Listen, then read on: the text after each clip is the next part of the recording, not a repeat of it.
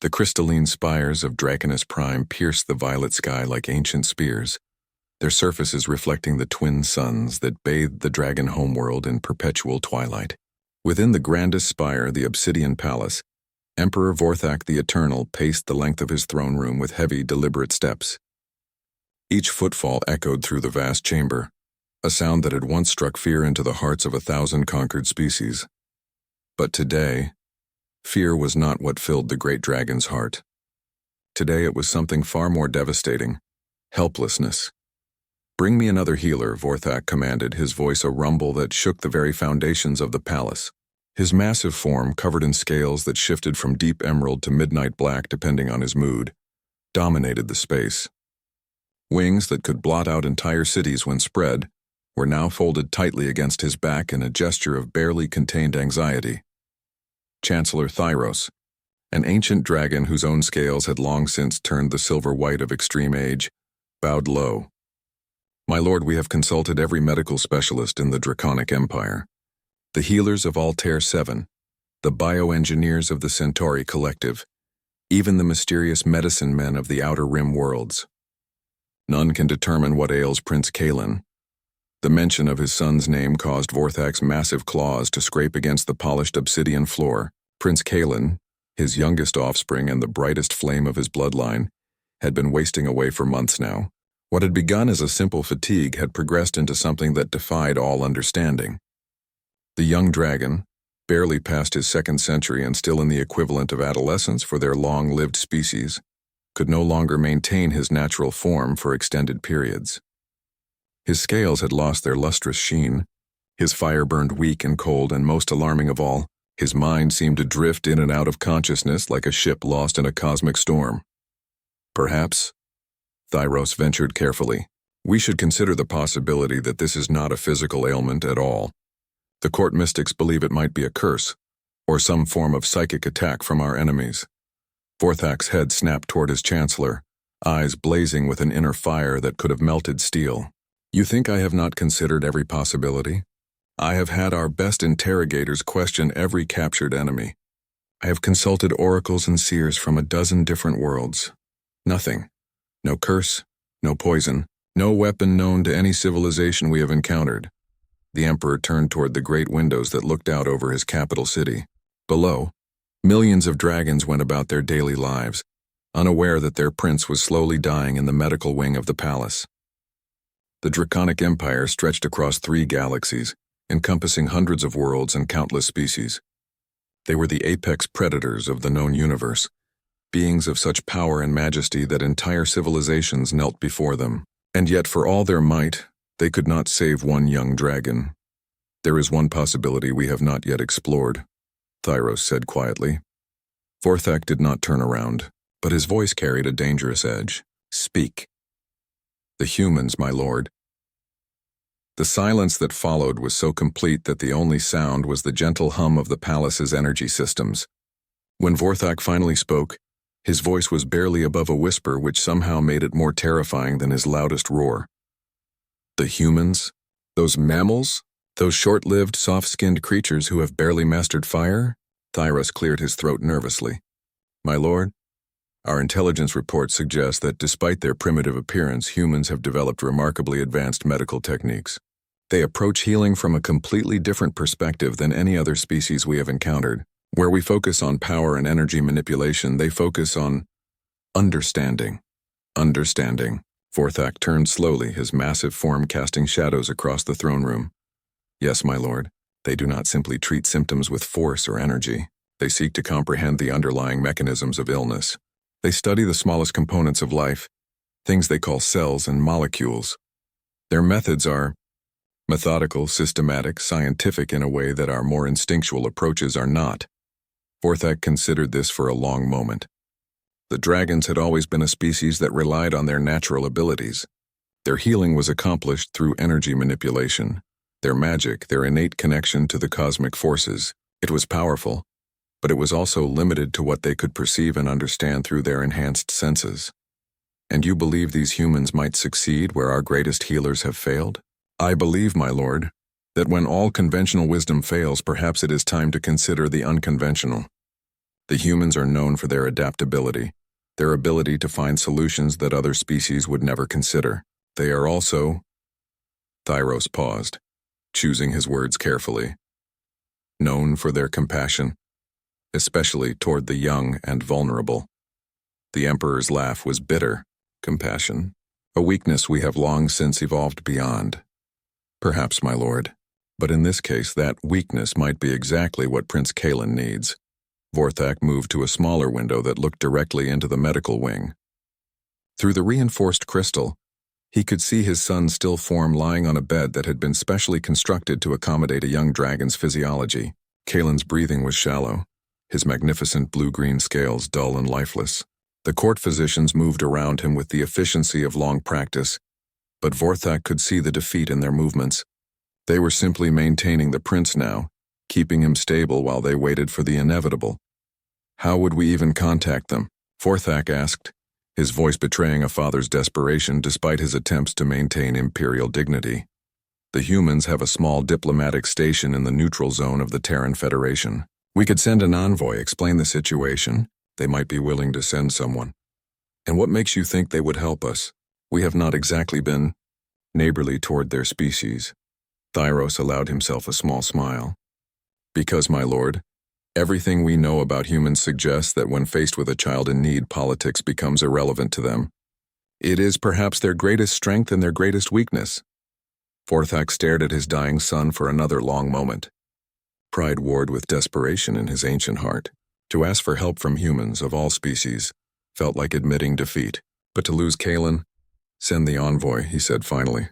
But make it clear that this request comes with no admission of weakness or need for alliance. This is simply one parent asking another for help.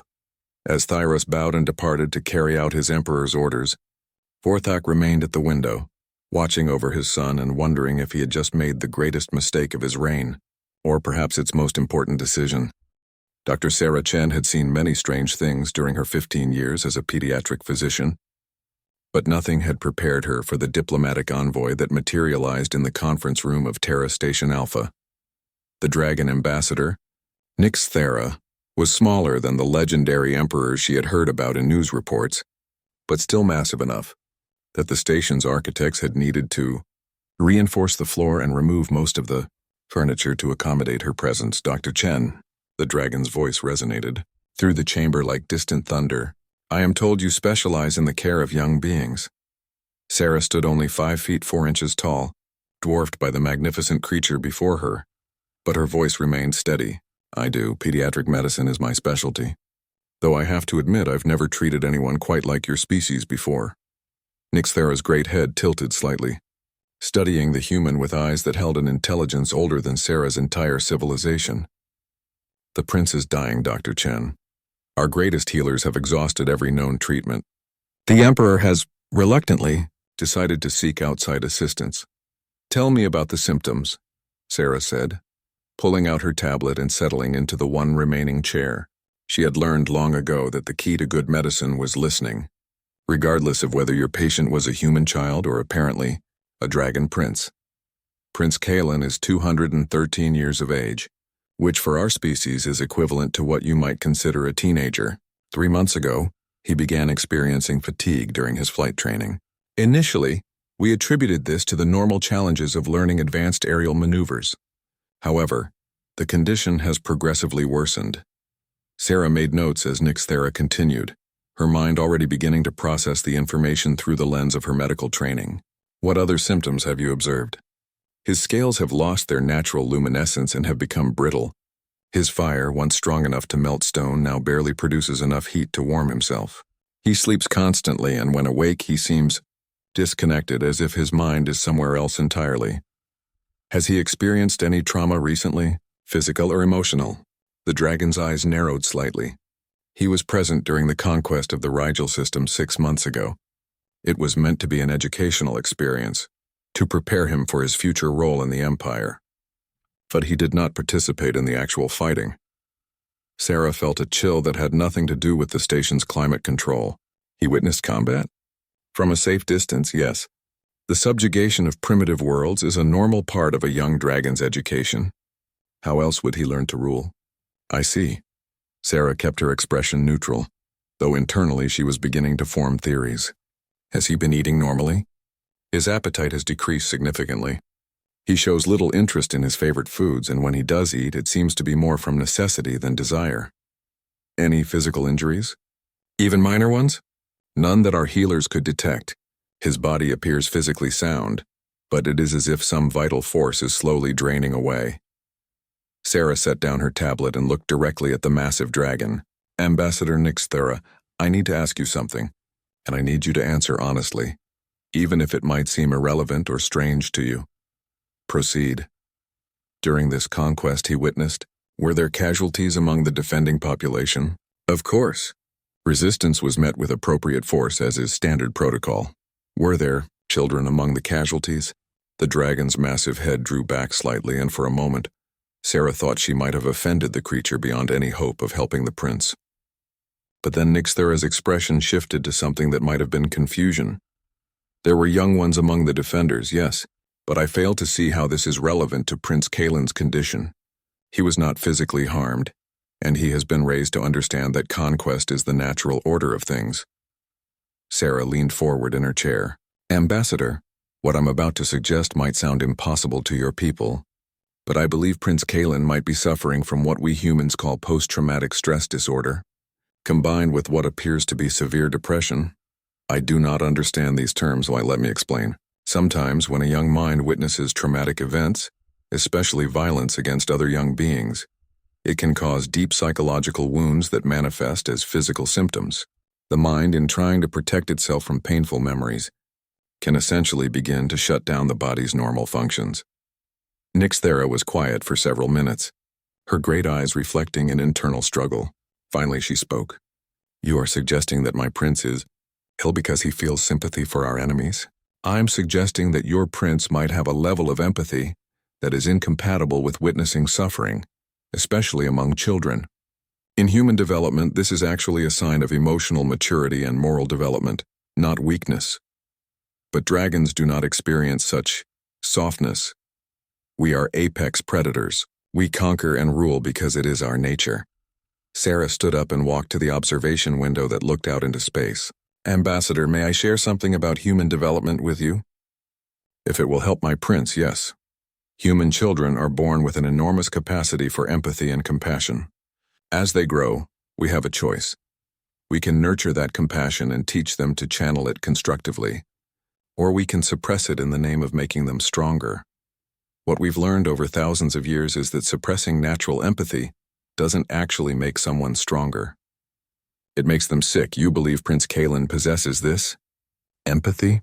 I believe Prince Kaelin might be the first of your species to naturally develop what we would consider a healthy emotional response to violence against innocence. And his mind and body are rebelling against what he was forced to witness because it goes against his fundamental nature.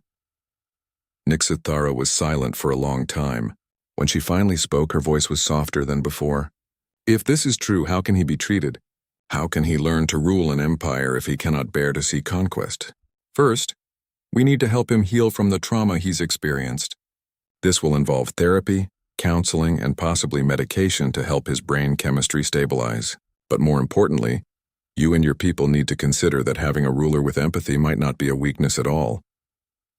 What do you mean? Sarah turned back to face the dragon. The greatest human leaders throughout our history have been those who understood both strength and compassion. They were strong enough to protect what mattered, but wise enough to know when mercy was more powerful than force. Maybe Prince Kaelin isn't sick because he's defective. Maybe he's evolving into exactly the kind of leader your empire needs for the future. Nixthara's claws scraped against the metal floor as she shifted position. The Emperor will never accept such a perspective. Then maybe the Emperor doesn't need to understand it right away. Maybe we just focus on helping Kaelin heal and let the bigger questions sort themselves out later. Sarah picked up her tablet again. If you're willing to trust me with his care, I'll need to come to your homeworld and work with him directly. This isn't something that can be treated from a distance. You would be willing to come to Draconis Prime, to enter the heart of what your people consider enemy territory? Sarah smiled for the first time since the conversation began. Ambassador, I once spent 3 months in a war zone treating children who had been caught in the crossfire between two armies. If there's a child who needs help, Enemy territory is just a place on a map. For the first time since arriving at the station, Nixthera's expression showed something that might have been hope. When can you leave? The journey to Draconis Prime took 3 days aboard the Dragon diplomatic vessel, a ship that seemed to be grown rather than built. Its organic curves and bioluminescent panels, unlike anything in human technology. Sarah spent most of the trip in her assigned quarters, reviewing everything known about dragon physiology and psychology, though she knew the real learning would begin when she met her patient. As they approached the dragon homeworld, Sarah pressed her face to the porthole and gasped. Draconis Prime was unlike any planet she had ever seen. Massive crystalline formations jutted from the surface like frozen lightning, and the atmosphere itself seemed to shimmer with an energy that made the very air appear alive. Cities sprawled across floating platforms that defied gravity, connected by streams of what looked like liquid light. Impressive, is it not? Nixthera had entered the observation lounge, her massive form somehow managing to move with surprising grace in the confined space. It's beautiful, Sarah said honestly, but also intimidating. That is intentional. The capital is designed to inspire awe and submission in visitors. However, I should warn you that your arrival has caused considerable discussion among the court. What kind of discussion? Many believe that seeking help from humans is beneath our dignity. Others worry that you might be a spy or an assassin sent to finish what they believe started the prince's illness. Sarah turned from the porthole to face the dragon ambassador. And what do you believe? I believe that a dying child cares nothing for politics or pride. And I believe that if you can help Prince Kalen, nothing else matters. The landing at the Obsidian Palace was unlike anything Sarah had experienced. Dragons filled the sky around them as they descended, some clearly curious about the human visitor, others maintaining what was obviously a defensive formation. The palace itself was enormous beyond comprehension, its black spires reaching so high they disappeared into the cloud layer. Emperor Vorthak was waiting in what Nixthara had called the small throne room, though it was still large enough to hold several football stadiums. Sarah had thought she was prepared for meeting the Dragon Emperor, but the reality of his presence was overwhelming. He was easily 3 times the size of Nixthara, his scales shifting between colors like oil on water, and his eyes held the weight of millennia. So, his voice rumbled through the chamber like an earthquake.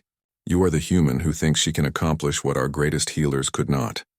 Sarah fought every instinct that told her to run or bow or simply faint. Instead, she stepped forward and looked up at the enormous dragon with the same professional calm she brought to every patient interaction. Your Majesty, I'm Dr. Sarah Chen. I specialize in treating children who have experienced trauma. I'm here to help Prince Kalen. Trauma. The word seemed to taste bitter in the Emperor's mouth. You believe my son suffers from weakness of spirit. I believe your son suffers from having a spirit strong enough to recognize suffering when he sees it, and compassionate enough to be affected by it. In my professional opinion, that's not weakness. That's evolution. The silence that followed was so complete that Sarah wondered if she had just signed her own death warrant. But then, to her surprise, the Emperor's massive head tilted slightly in what might have been curiosity. Explain. Your Majesty, throughout human history, our greatest periods of growth and advancement have come not from our ability to conquer, but from our ability to empathize.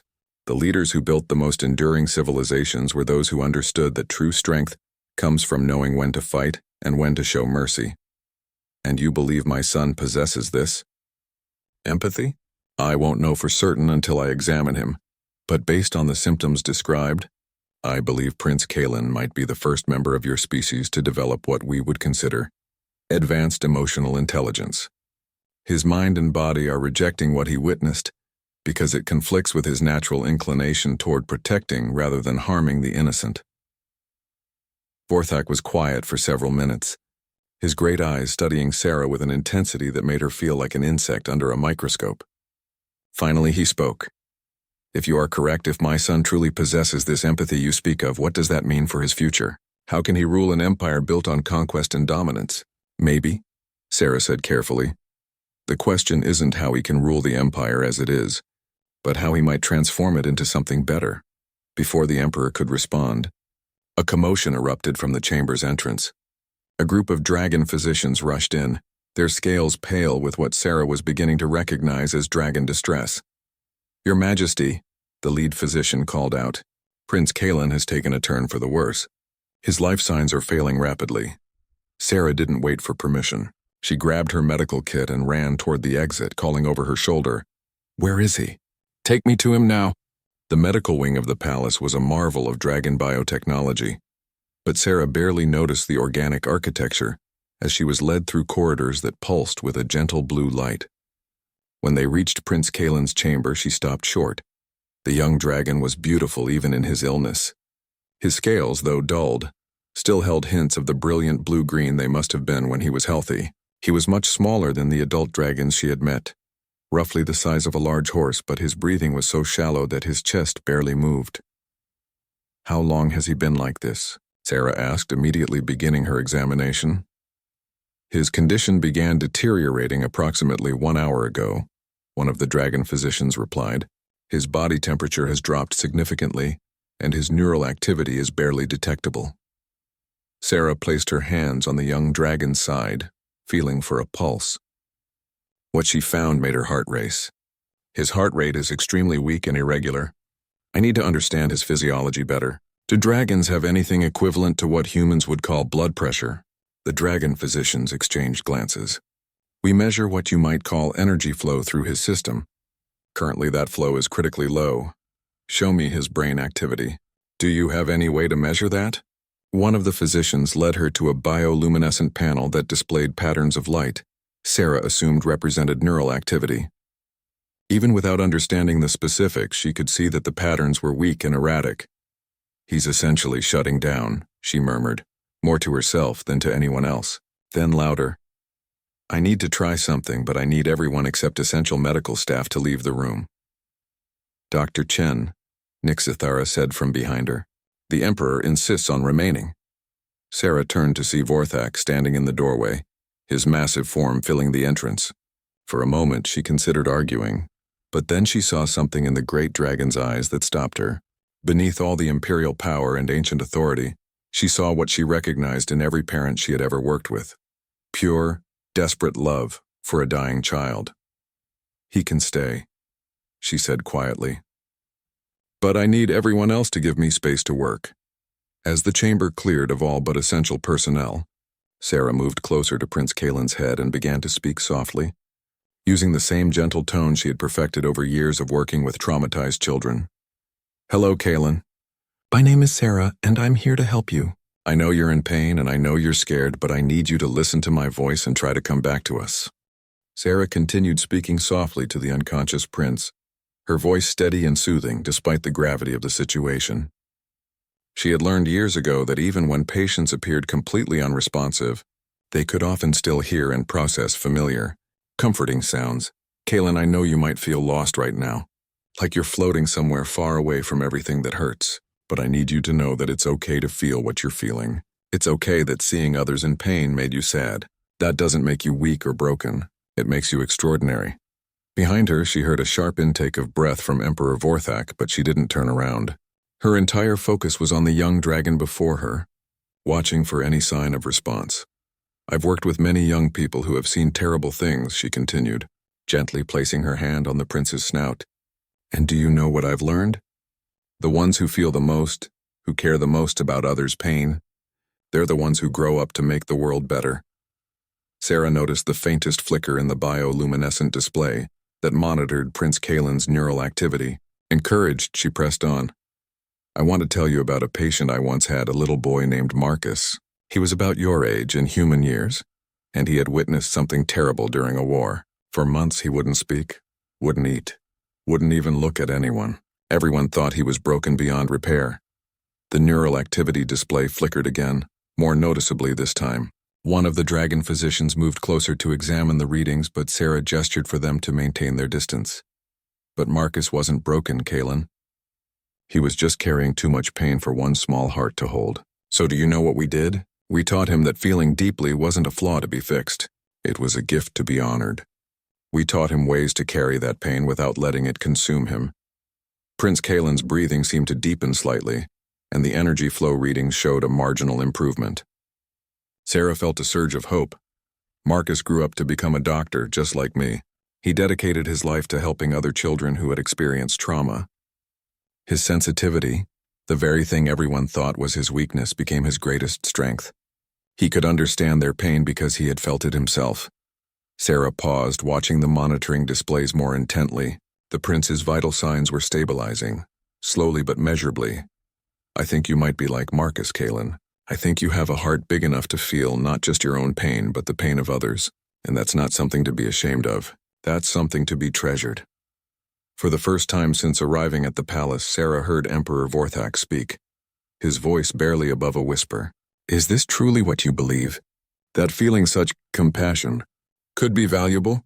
Sarah turned to face the massive dragon emperor, noting that his scales had shifted to deeper, more muted tones. Your Majesty, in my experience, the leaders who make the most positive impact on the world are those who can feel the weight of their decisions not just on themselves, but on everyone affected by them. A ruler who can empathize with suffering is a ruler who will work to prevent it. But how can an empire be maintained without strength? Without the willingness to use force when necessary? There's a difference between strength and cruelty, Your Majesty. True strength is having the power to destroy but choosing instead to protect. It's being able to fight when you must, but preferring to find solutions that don't require bloodshed. Sarah turned back to Prince Kaelin, whose condition continued to show gradual improvement. Kaelin, if you can hear me, I want you to know that having a heart that feels deeply isn't a burden you have to carry alone. There are ways to transform that sensitivity into wisdom, that empathy into effective leadership. She leaned closer to the young dragon's head, speaking even more softly. I met a queen once, a human leader who ruled over millions of people. She told me that her greatest strength wasn't her ability to command armies, but her ability to understand what her people truly needed. She said that every decision she made, she first imagined how it would affect the most vulnerable members of her society. The bioluminescent panels now showed clear signs of increasing neural activity, and Prince Kaelin's breathing had become noticeably stronger. That queen ruled for 40 years. Kaelin and her kingdom became known throughout our world not for its military might, but for its prosperity, its justice, and its compassion. People from other nations came to study how she had created such a society. Behind her, Sarah heard movement and turned to see that other dragons had quietly entered the chamber. Word of the prince's improving condition was apparently spreading through the palace. The secret, Sarah continued, returning her attention to Kaelin, was that she had learned to use her empathy as a tool for understanding, not just as a source of pain. When she saw suffering, she didn't shut down or turn away. She asked herself, how can I use my power to make this better? Prince Kaelin's eyes suddenly fluttered open, revealing irises that swirled with the same blue-green as his scales. They were unfocused at first, but gradually settled on Sarah's face. Hello there, Sarah said gently, smiling. Welcome back. The young dragon tried to speak, but only managed a weak sound that might have been a whisper. Sarah placed her hand reassuringly on his snout. Don't try to talk yet. You've been very sick and you need to regain your strength. But I want you to know that you're going to be okay. We're going to help you learn how to handle the feelings that have been making you so ill. Prince Kaelin's gaze shifted past Sarah to where his father stood, and for a moment the two dragons simply looked at each other. Sarah saw something pass between them, an understanding that transcended words. Father. Kaelin's voice was barely audible, but in that single word Sarah heard not just relief, but a question. Emperor Vorthak moved closer to his son's bedside, his massive form somehow managing to convey tenderness despite his intimidating size. I am here, my son, and I am beginning to understand that what I mistook for weakness may actually be your greatest strength. Sarah stepped back to give the family space, but kept a close eye on the monitoring systems. Prince Kaelin's vital signs continued to improve, but she knew that this was just the beginning of his recovery. Dr. Chen, Nixthera approached quietly. What happens now? How do we ensure that he continues to improve? Now the real work begins, Sarah replied. Physical recovery is only part of the process. Kaelin is going to need therapy, counseling, and most importantly, he's going to need to learn healthy ways to process empathy and channel it constructively. But with support and the right guidance, I believe he can not only recover completely but become an exceptional leader. As she watched the reunion between father and son, Sarah felt the familiar satisfaction that came with helping a patient turn the corner toward healing. But she also felt something else, a sense that this moment might be the beginning of something much larger than one young dragon's recovery. 3 weeks after Prince Kalen's initial recovery, Sarah had established a routine that would have seemed impossible when she first arrived at the Obsidian Palace. Each morning, she met with the young dragon in a specially prepared chamber that had been converted into what she called a healing space. Gone were the intimidating medical devices and cold monitoring equipment. Instead, the room featured comfortable resting areas, soft bioluminescent lighting, and large windows that looked out over the peaceful gardens of the palace complex. "Tell me about the dream again," Sarah said, settling into her chair across from Prince Kalen, who was now able to maintain his natural form for several hours at a time. The young dragon's scales had regained much of their natural luster, shifting from deep blue to emerald as his emotions changed throughout their conversations. "It's always the same," he said, his voice stronger than it had been weeks earlier but still carrying the weight of his experiences. "I'm flying over the battlefield, but instead of seeing it from above like I did that day, I'm down among the buildings. I can hear the voices of the defenders, especially the young ones, calling for their parents." Sarah made notes on her tablet, but most of her attention remained focused on Kalen's face and body language. "And how do you feel in the dream when you hear those voices?" "Responsible," Kalen replied without hesitation, "as if I should have done something to help them, even though I know I was just supposed to observe. That feeling of responsibility, even for events you couldn't control, is actually very common among individuals with high empathy," Sarah explained. "It's part of what makes you capable of great compassion, but it's also something we need to learn to manage so it doesn't overwhelm you." Through the chamber's windows, Sarah could see Emperor Vorthak pacing in the garden below. He had taken to walking those paths during her sessions with Kalen, never quite out of sight but respecting their need for privacy. The transformation in the great dragon over the past weeks had been almost as remarkable as his son's recovery. "Dr. Chen," Kalen said suddenly, "may I ask you something that might sound strange?" "Of course. Do you think there's a way to be strong without causing suffering to others? Father says that strength requires dominance, but when I think about ruling someday, I don't want to be the kind of leader who brings pain to innocent beings." Sarah set down her tablet and leaned forward. This was the conversation she had been hoping they would reach. The moment when Kalen was ready to explore how his natural empathy could be transformed into effective leadership. "Kalen, what do you think true strength really is?" The young dragon considered this for several moments, his scales shifting to a thoughtful silver blue. "I used to think it meant being able to defeat any enemy, to force others to obey through fear. But lately I've been wondering if real strength might be different." "How so?" "Well, you're much smaller than any dragon, and you have no natural weapons or armor. Yet you traveled across space to help someone you'd never met, walked into what your people consider enemy territory, and somehow managed to heal me when our greatest physicians couldn't. That seems like a different kind of strength." Sarah smiled. "What kind of strength do you think that was?" "The strength to care more about doing what's right than about being safe. The strength to see suffering and choose to act rather than look away. That's a very wise observation. And do you think that kind of strength could be useful for a leader?" Kalen's eyes brightened and his scales took on a more vibrant hue. "Yes, but how? How do you lead an empire built on conquest when your instinct is to protect rather than dominate?" Before Sarah could answer, there was a soft chime at the chamber's entrance. Nixithera appeared, her expression carrying an urgency that immediately put Sarah on alert. "Dr. Chen, Prince Kalen, forgive the interruption, but there's been a development that requires immediate attention." "What kind of development?" Sarah asked. Word of the prince's recovery and the methods used to achieve it has spread beyond the palace. Several provincial governors are demanding an audience with the emperor. They're concerned about what they see as weakness in the imperial succession. Prince Kalen's scales immediately darkened to a deep, worried purple. "They think I'm unfit to rule because I needed help from a human physician." "It's more complicated than that," Nixithera replied carefully. "They've heard rumors about the nature of your illness and the treatment approach. Some are interpreting your empathy as a fundamental flaw that could threaten the stability of the empire." Sarah felt a surge of protective anger. So they'd rather have a sick, potentially dying prince than one who's learned to process emotions in a healthy way? "They don't understand the distinction, Dr. Chen.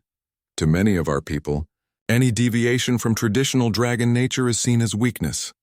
"Then maybe," said a deep voice from the chamber's entrance, "it's time they learned otherwise." Emperor Vorthak entered the healing space, his massive form somehow managing to fit through the doorway without damaging the delicate architecture. His scales were set in patterns Sarah had learned to recognize as determination mixed with resolve. "Father," Kalen said, rising from his resting position, "you don't need to." "Yes, I do," Vorthak interrupted gently. "For too long, I have allowed others to define strength for our people. But watching your recovery, seeing the courage it takes to face your own emotions and grow from them, has taught me that perhaps our definition has been too narrow." The Emperor turned to Sarah. "Dr. Chen, I have a request that goes far beyond treating my son." "What kind of request?" "The provincial governors will arrive tomorrow for what they're calling a fitness evaluation of Prince Kalen. They intend to argue that his condition proves he's unsuitable for succession. I want you to help us demonstrate that they're wrong." Sarah felt the weight of what he was asking. "Your Majesty, I'm a physician, not a political advisor. I'm not sure how I can help with empire politics." "You can help by showing them what you've shown me," Vorthak replied. "That strength comes in many forms, and that empathy, properly channeled, can be the foundation for a kind of leadership our empire has never seen before." Prince Kalen looked between his father and Sarah, his scales shifting through several colors as he processed the implications. "Are you saying you want me to publicly demonstrate my empathy to the governors?" "I'm saying," Vorthak said, moving closer to his son, "that I want you to show them the kind of leader you're becoming. Not despite your empathy, but because of it." Sarah realized that the moment she had sensed was coming had finally arrived. This wasn't just about one young dragon's health anymore. This was about the possibility of changing the fundamental nature of one of the galaxy's most powerful empires. "What exactly do you have in mind?" she asked. "The governors are bringing with them detailed reports about several recent conflicts in our outer territories. They'll use these as examples of why traditional dragon strength is necessary for maintaining order. I want Kalen to review those same conflicts and propose alternative solutions." "Father," Kalen said quietly, "what if I fail? What if my ideas seem naive or impractical to them?" Emperor Vorthak placed one massive claw gently on his son's head. "Then we'll learn from the experience and try again. But Kalen, I've spent the last 3 weeks watching you work with Dr. Chen, seeing you transform your pain into understanding, your sensitivity into wisdom. I believe you're ready for this challenge." Sarah looked at her young patient, seeing not the sick, fading dragon she had first encountered, but a thoughtful, intelligent being who was learning to use his natural empathy as a tool for positive change. "Kalen," she said softly, "the choice is yours, but I want you to remember something. Every great leader in human history started by being willing to stand up for what they believed was right, even when others questioned their methods." Prince Kalen was quiet for several minutes, his scales cycling through various shades as he considered the magnitude of what was being asked of him. Finally, he looked up at his father with eyes that held a new kind of determination. "I'll do it," he said, "but I want Dr. Chen there when I present my ideas. If this is about showing that empathy can be a strength, then I want someone there who understands how to channel it properly." Emperor Vorthak's scales shifted to what Sarah had learned indicated deep satisfaction. "Agreed. Tomorrow we begin showing our people what the future of dragon leadership might look like." The great assembly hall of the Obsidian Palace had not seen such tension in centuries. 7 provincial governors, each representing vast territories of the Draconic Empire, had arranged themselves in a semicircle before the imperial throne. Their scales displayed the deep crimsons and aggressive oranges that indicated challenge and displeasure. At the center of their formation sat Governor Malthorn of the Outer Rim territories, whose ancient scars and battle-worn appearance made him the unofficial leader of the opposition. Sarah stood in an alcove designed for diplomatic observers, feeling distinctly out of place among the grandeur and barely contained hostility. She had spent the entire previous night working with Prince Kalen, helping him prepare not just his arguments, but his emotional responses to what would undoubtedly be a challenging confrontation. Emperor Vorthak occupied his throne with the regal bearing of countless generations, but Sarah could see the subtle signs of tension in the way his claws gripped the armrests. This was as much a test for him as it was for his son. "Honored governors," Vorthak's voice filled the chamber, "you have requested this assembly to evaluate Prince Kalen's fitness for eventual succession. I have agreed to this evaluation, but not in the manner you might expect." Governor Malthorn shifted forward, his massive head raised in challenge. Your Majesty, we are told that the prince's recent illness was not physical in nature, but rather a weakness of spirit that required intervention from foreign sources. His gaze flicked dismissively toward Sarah. Such weakness in a future emperor could threaten the very foundation of our empire. You speak of weakness, Vorthek replied calmly, but I wonder if you truly understand what strength means. Today, Prince Kalen will demonstrate a different kind of leadership than what you may be accustomed to seeing. A side entrance opened, and Prince Kalen entered the assembly hall with a confidence that surprised even Sarah. His scales were set in patterns of calm determination, and his bearing spoke of someone who had learned to channel his sensitivity into focused purpose. Honored governors, Kalen said, his voice carrying clearly through the vast space, I understand you have concerns about my fitness to lead. Rather than defend myself with words alone, I would like to address several recent conflicts in our territories and propose how they might have been handled differently. Governor Malthorn's laugh was harsh and dismissive. You propose to critique the actions of experienced military commanders? Young Prince, conquest is not a theoretical exercise. You're absolutely right, Governor, Kalen replied, seemingly unperturbed by the challenge. Conquest is not theoretical. It has real consequences for real beings, and I believe those consequences should inform how we approach conflicts. Prince Kalen moved to the center of the chamber, where a holographic display materialized showing a star map of the Empire's territories. Let's examine the recent rebellion in the Vega system. The display shifted to show detailed information about the conflict. Sarah watched as Kalen's scales remained steady, showing none of the distress that such imagery had once caused him. The official report states that the rebellion was crushed after a 3-month siege that resulted in significant casualties among both our forces and the civilian population. Kalen continued. The cost in resources was substantial, and resistance activity in neighboring systems actually increased following our victory. That is the nature of rebellion, growled Governor Thyssen of the Inner Colonies. Harsh measures are necessary to maintain order. But what if they're not? Kalen asked. What if there was a more effective approach? The holographic display changed to show economic and social data about the Vega system. The rebellion began when we increased resource extraction quotas by 40% without consulting local authorities. The population was already struggling with food shortages, and the increased quotas pushed them beyond their breaking point. They are a conquered people, Governor Malthorn stated flatly. Their comfort is not our concern. Prince Kalen turned to face the governor directly, and Sarah was struck by the composure he showed. With respect, Governor, I believe their productivity should be our concern. A starving population cannot meet high quotas. A desperate population will always eventually rebel. Kalen gestured, and the display showed comparative data from other systems. Look at the Centauri territories, which we've governed for twice as long as Vega. They have the highest productivity rates in the Empire and the lowest incidence of rebellion. Do you know why? The governors remained silent, but Sarah could see that several of them were actually paying attention to the data. Because 50 years ago, Governor Nixara of Centauri implemented what she called sustainable governance. Instead of maximizing short-term extraction, she invested in infrastructure that allowed the population to increase their overall productivity. She established local councils that gave the population a voice in how quotas were met. Most importantly, she ensured that increased productivity translated into improved living conditions for the workers.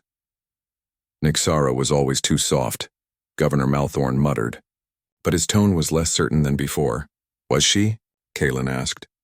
Because the Centauri territories have generated more wealth for the Empire over the past 50 years than any 3 other territories combined. They've also provided more volunteer recruits for our military than any conquered territory in our history. Sarah watched as several of the governors exchanged glances. Prince Kalen was presenting exactly the kind of evidence-based argument she had helped him prepare. But he was doing it with a confidence and clarity that was entirely his own. Now, Kalen continued, let me show you what I believe could have happened in Vega if we had approached the situation differently. The display shifted to show an alternative timeline. Instead of increasing quotas, what if we had sent economic advisors to help them optimize their existing production? What if we had offered infrastructure improvements in exchange for long-term cooperation agreements? What if we had treated them as partners in prosperity, rather than sources of extraction? You're describing fantasy, Governor Malthorn scoffed, but his voice lacked conviction. Am I? Kaelin asked. Because I spent the last 2 weeks developing detailed proposals for exactly these approaches, and I had them reviewed by our economic analysts. The projected outcomes suggest that within 5 years, the Vega system could be producing 20% more resources than they were before the rebellion, with a population that actively supports imperial rule. Emperor Vorthak leaned forward slightly, and Sarah could see pride beginning to show in the patterns of his scales. Continue, my son. Prince Kaelin gestured again, and the display showed the broader strategic picture. This approach doesn't just work for individual rebellions. It represents a fundamental shift in how we think about empire itself. Instead of ruling through fear and extraction, we could rule through prosperity and partnership. Pretty words, Governor Malthorn said, but his aggressive posture had shifted to something more thoughtful. But what happens when we encounter truly hostile forces? What happens when diplomacy fails? Then we fight, Prince Kaelin replied immediately. But we fight as protectors, not conquerors. We fight to defend our people and our allies, not to acquire new sources of extraction. And because our territories are genuinely prosperous and our people genuinely loyal, we fight with strength that comes from unity rather than fear. Sarah realized that this was the moment Kaelin had been building toward, the core of what his empathy had taught him about leadership.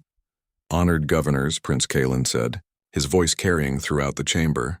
You've expressed concern that my empathy makes me weak. But I would argue that empathy is what has allowed me to see the flaws in our current approach and envision something better.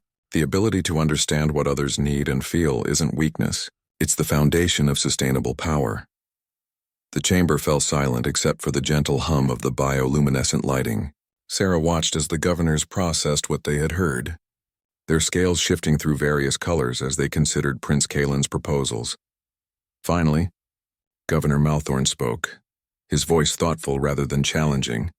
Prince Kaelin, what you describe sounds ambitious, but how do we know it would actually work on the scale you're suggesting? Prince Kaelin's scales brightened with what Sarah recognized as excitement. I was hoping you'd ask that, Governor, because I have a proposal for a pilot program. 2 years later, Sarah stood on the observation deck of the newly constructed diplomatic research station, orbiting Draconis Prime, watching as ships from dozens of different species arrived for what had become known throughout the galaxy as the Kaelin Accords. The young dragon prince, now fully recovered and serving as the Empire's first Minister of Sustainable Development, had become something unprecedented in galactic politics, a dragon that other species actually wanted to negotiate with. The pilot program Prince Kaelin had proposed that day in the assembly hall had begun in the troubled Vega system. Instead of continued military occupation, the Empire had withdrawn all but a small advisory force and offered the Vegans a choice: continue as a subjugated territory, or become the first development partner in what Kaelin called the new Empire model. The results had exceeded even Kaelin's optimistic projections. Within 18 months, Vega had not only recovered from the devastation of the rebellion, but had become one of the most prosperous systems in the Empire. More importantly, they had done so voluntarily, with their local government working in genuine partnership with dragon administrators. Dr. Chen, a familiar voice called from behind her. Sarah turned to see Nixithera approaching, her scales bright with satisfaction. Prince Kaelin is asking for you in the main conference chamber. The Terran Federation representatives have arrived, and he wants to make sure you're present for the opening ceremonies. Sarah smiled as she followed the dragon ambassador through corridors that had been designed to accommodate beings of many different sizes and species. The station itself was a testament to the changes that had swept through the Draconic Empire. Instead of the intimidating architecture meant to inspire submission, these spaces were designed to encourage cooperation and dialogue. The main conference chamber was filled with a diversity of beings that would have been impossible to imagine. When Sarah first arrived at the Obsidian Palace, dragons sat alongside humans, the crystalline Altarians, the aquatic cetaceans of the Outer Rim, and dozens of other species, all engaged in animated discussions about trade agreements, cultural exchanges, and collaborative defense pacts. At the center of it all, Prince Kaelin moved from group to group with the natural charisma of someone who had learned to use his empathy as a diplomatic tool. His scales had developed into a magnificent pattern of blues and greens that seemed to shift in response to the emotions of those around him, and his presence brought a sense of calm confidence to every conversation he joined. "Sarah," Kalen called out when he spotted her, his voice carrying the warmth of genuine friendship. "Perfect timing. I want you to meet someone very special." He led her to a small group near the chamber's main viewing port, where a human woman in formal diplomatic attire was speaking with several dragon officials. When she turned to greet Sarah, her face broke into a broad smile. "Dr. Chen, I'm Ambassador Elena Rodriguez, the Terran Federation's chief diplomatic representative. I've been looking forward to meeting you for quite some time." "It's my pleasure, Ambassador," Sarah replied, though she was curious about the woman's enthusiasm. "Dr. Chen," Ambassador Rodriguez continued, "I want you to know that your work here has had implications far beyond Prince Kalen's recovery. The medical and psychological techniques you've shared with dragon physicians have revolutionized their understanding of trauma treatment. We've had reports of similar successes with other species who've adopted your methodologies." Sarah felt a surge of pride, but also humility. The real credit belongs to Kalen and his father. They were brave enough to try a different approach when everything else had failed. "Speaking of which," Prince Kalen interjected, "Sarah, there's something I want to discuss with you, something important." Before Sarah could respond, the chamber's attention was drawn to the main entrance, where Emperor Vorthak was arriving with considerably less pomp than would have been customary in the old empire. He moved through the crowd with the bearing of a leader who had learned that true authority came from respect rather than fear. "My friends," Vorthak's voice carried easily through the chamber, though he no longer used the overwhelming volume that had once characterized his public addresses. "Welcome to what I hope will be remembered as a turning point in galactic civilization." The diverse crowd quieted to listen, representing dozens of species that had once lived in fear of dragon conquest. 2 years ago, my son was dying, and I believed I was facing the loss of not just a child, but the future of our bloodline. In my desperation, I turned to an unlikely source for help, a human physician who saw what our greatest healers had missed. Vorthak's gaze found Sarah in the crowd, and she felt the weight of genuine gratitude in his ancient eyes. "Dr. Chen didn't just heal my son's body. She helped us all understand that what we had mistaken for weakness was actually evolution. Kalen's empathy, his ability to feel the pain of others, didn't make him unsuitable for leadership. It made him the leader we needed to become the empire our people deserved." A murmur of agreement rippled through the chamber from representatives who had experienced the new empire's approach firsthand. "The accords we will sign today represent more than trade, agreements, or defense pacts," Vorthak continued. "They represent a commitment to the idea that strength comes not from the ability to dominate others, but from the wisdom to help them prosper." As the formal ceremonies began, Sarah found herself reflecting on the journey that had brought them all to this moment. She thought about the sick young dragon she had first encountered, barely clinging to life because his natural compassion had been seen as a fatal flaw. She thought about the transformation she had witnessed not just in Kalen, but in his father and their entire civilization. "Sarah," Prince Kalen said quietly, appearing beside her as the various species representatives began signing the accords, "I need to ask you something." "Of course. The Empire Council has unanimously approved the creation of a new position, Director of Interspecies Medical and Psychological Cooperation. The role would involve establishing treatment centers throughout the Empire, training medical staff in trauma therapy, and serving as a liaison between species on mental health issues." Sarah looked at him with surprise. "That sounds like an enormous responsibility." "It is," Kalen agreed, his scales shifting to patterns of hopeful anticipation, "and there's only one person in the galaxy qualified to fill it." Before Sarah could respond, Ambassador Rodriguez joined their conversation. "Dr. Chen, I should mention that the Terran Federation has already agreed to support this position. You would have access to resources from both human and dragon medical establishments, along with a mandate to develop treatment protocols for species we haven't even encountered yet." Sarah looked around the chamber at the unprecedented gathering of civilizations, all working together because a sick young dragon had taught them that empathy could be a source of strength rather than weakness. "There's one condition," she said finally. "Name it." Prince Kalen replied immediately. I want to establish the first major treatment center right here on this station. If we're going to prove that mental health care is essential for galactic peace, we should start at the center of galactic diplomacy. Prince Kalen's scales burst into the brilliant blues and golds that Sarah had learned indicated pure joy. Agreed. Though I should warn you, you're going to be working closely with a dragon prince who still has occasional nightmares and needs regular therapy sessions. Sarah laughed, the sound carrying more happiness than she had felt in years. I think I can handle that.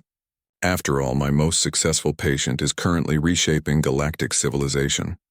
As the signing ceremonies concluded, and beings from across the galaxy celebrated the beginning of a new era of cooperation, Sarah realized that her journey to heal one sick child had become something far greater than she had ever imagined. The empathy that had nearly destroyed Prince Kalen had become the foundation for a revolution in how civilizations could relate to one another. Looking out at the stars through the chamber's great windows, Sarah felt a deep satisfaction knowing that somewhere among those distant points of light, other healers were already beginning to use the techniques they had developed here.